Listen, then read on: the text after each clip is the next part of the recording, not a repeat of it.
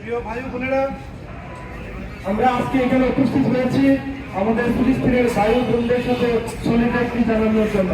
আমাদের আজকের এই উদ্যোগটি অত্যন্ত স্বল্প পরিসরে হলেও এর গুরুত্ব অনেক।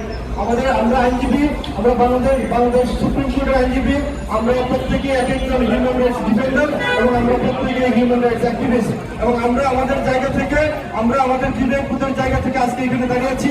আমাদের সাথে স্বতঃস্ফূর্তভাবে বাংলাদেশ সুপ্রিম কোর্ট বারের সচেতন আইনজীবী স্যাররা এখানে উপস্থিত হয়েছেন। আমি তাদেরকে আন্তরিক ধন্যবাদ জানাই। আমরা দেখেছি যখনই বাংলাদেশের কোনো ধরনের হিউম্যান রাইটস ভায়োলেশন হয়েছে, আইনজীবীরা সবার আগে প্রোটেস্ট করেছে এবং ঘনিষ্ঠ কণ্ঠস্বর এবং মানবতা লঙ্ঘনের ক্ষেত্রে উনি সবসময় উচ্চকণ্ঠ করেন। আমাদের মধ্যে এখন বক্তব্য রাখবেন ব্যারিস্টার রহল কুদ্দুস কাজল স্যার, সম্মানিত secretary Bangladesh supreme court bar association.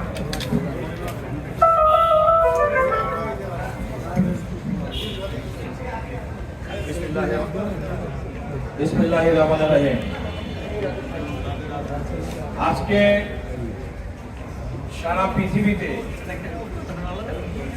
যারা মানবতায় বিশ্বাস করে, যারা ন্যূনতম মানবিক মূল্যবোধে বিশ্বাস করে,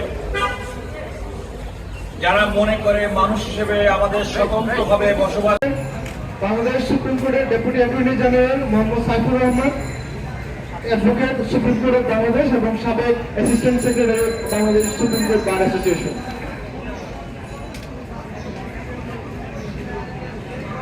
বিসমিল্লাহির রহমানির রহিম।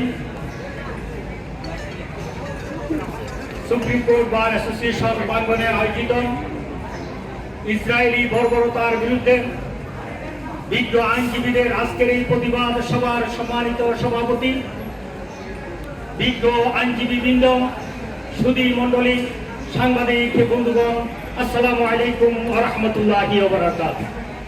দীর্ঘক্ষণ যাবৎ আপনারা ধন্যবাদ আমাদের সাথে সংবাদ প্রকাশ করার জন্য। এই পর্যায়ে বক্তব্য রাখবেন অ্যাডভোকেট হাসান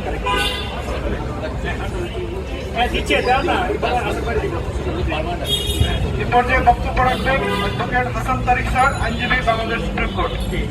আজকের এই সংগ্রামী সমাবেশের শ্রদ্ধেয় সভাপতি, আমাদের শ্রদ্ধেয় নেতা ব্যারিস্টার মাহবুবুদ্দিন খোকন স্যার এবং সমবেত সাথীগণ, আমরা একটি ঐতিহাসিক বাস্তবতায় এইখানে সমবেত হয়েছি।